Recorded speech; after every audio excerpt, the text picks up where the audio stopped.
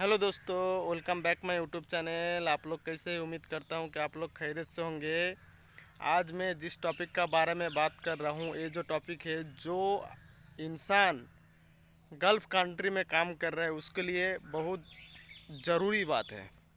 क्योंकि ये जो हादसा का बारे में आप लोग का साथ आज शेयर करने वाला हूं, ये मेरा एक दोस्त के साथ हुआ था।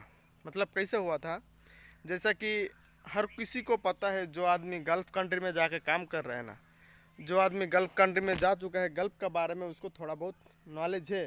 फिर भी आज मैं जिस टॉपिक का बारे में बात कर रहा हूँ, मतलब हर किसी के साथ तो ऐसा हादसा नहीं होता है, किसी किसी के साथ हो जाता है।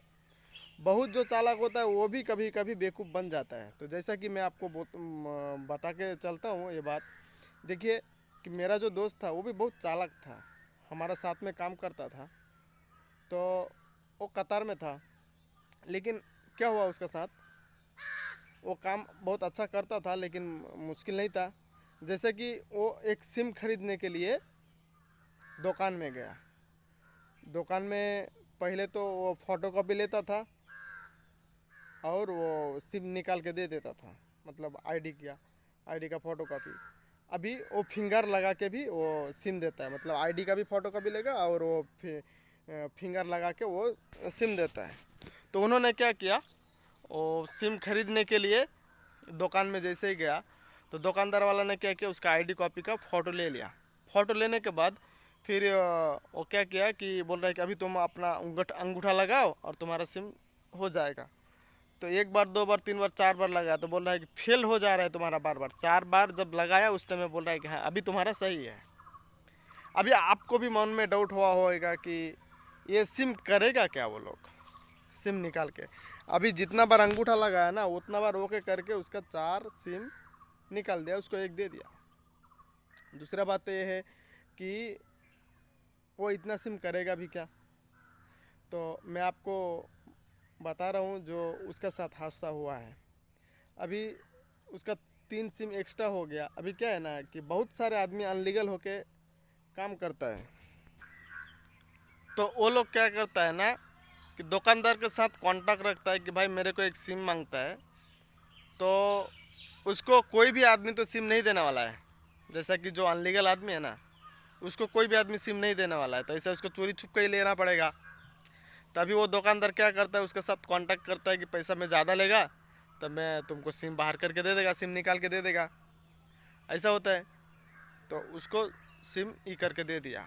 अभी क्या किया, जो कंपनी है वो रीडो का सिम था। अब इस कंपनी को क्या पता, कंपनी तो उसको सिम निकाल के दे दिया।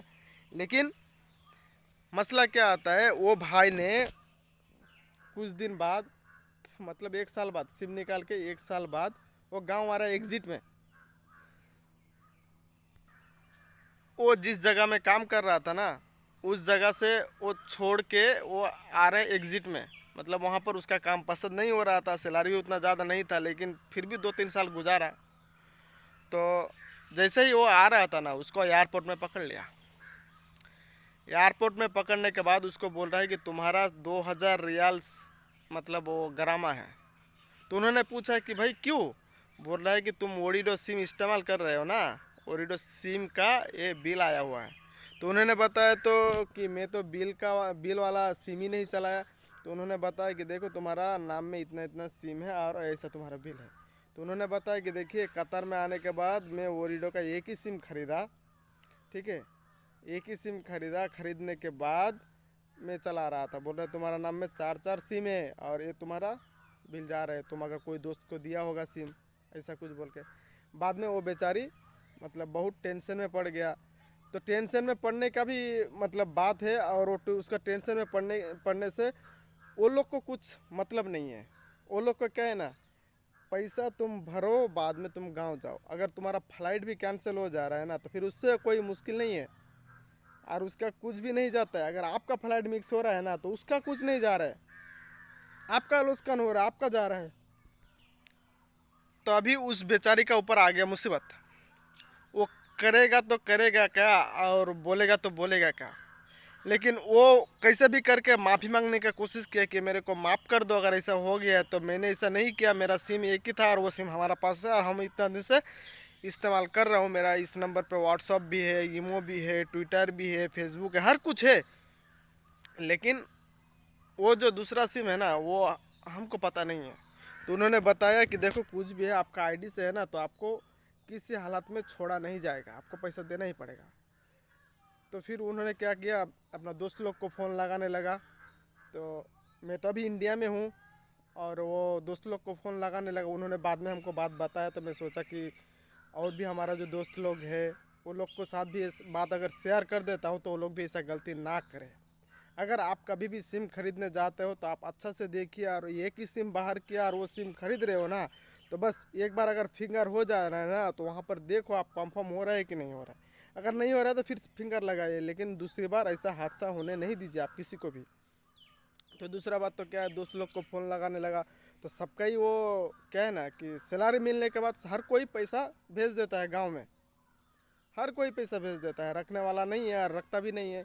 फिर कैसे भी करके मैनेज किया, मैनेज करके वो पैसा दे के फिर अपना जान छोड़ा के आया। तो भाई आप लोग को भी मैं सतर्क कर रहा हूँ कि आप लोग ऐसा हादसा का शिकार मत होइए, ठीक है। अगर किसी को, अगर आप एग्ज़िट में आ रहे हो फिर भी किसी को सिम नहीं दो अपना। आप अगर अपना मतलब सगा कोई आदमी है, अगर आपका डाउट नहीं है तो किसी को दो सिम, फिर मुश्किल नहीं है। अगर उसके ऊपर ज़्यादा विश्वास है तो, अगर विश्वास नहीं हो रहा है तो नहीं दो। मेरा जैसा सिम था ना, हमको एक आदमी बोल रहा था कि भाई तुम तो जा रहे हो तो तुम्हारा सिम हमको दे दो। मैं बोला भाई हमको एयरपोर्ट से भी मेरे को मम्मी पापा को फ़ोन लगाना है, बात करना है, मेरे सिम नहीं दे सकता है। मेरे मम्मी पापा के साथ मेरे को बात करना है, मेरे को सिम चाहिए। मैं दूसरी बार फिर आएगा उसको बोल के ऐसा करके आया, क्योंकि हम उसको क्यों देगा भाई, मैं अपना रिस्क नहीं लेने वाला हूँ। तो उसको मैं सिम नहीं दिया। तो आप लोग भी मत दीजिए, ठीक है, आप लोग भी मत दीजिए। सिम तो वो इस्तेमाल कर सकता है, लेकिन हमारा उस नंबर, हमारा कोई रिश्तेदार, हमारा भाई बहन हर किसी का पास है। फिर वो व्हाट्सअप जब भी करेगा ना, तो उसमें लॉगिन करेगा, फिर जाएगा, क्या ज़रूरत है। तो अपना आईडी का सिम भी किसी को निकाल के नहीं दीजिए, और किसी को उतना फिर ये नहीं सोचिए, अपना नहीं सोचिए। और ये फिर भी तो गैर आदमी को दिया था होगा, और इसको बेचारी को तो मालूम भी नहीं था। लेकिन चलिए आप लोग भी सतर्क हो जाइए, कोई ऐसा हादसा का शिकार नहीं हुई है। मेरा जो दोस्त लोग है, मेरा जो फैमिली का लोग है, चलिए खुश खुश रहिए, बहुत सारे पैसा कमाइए।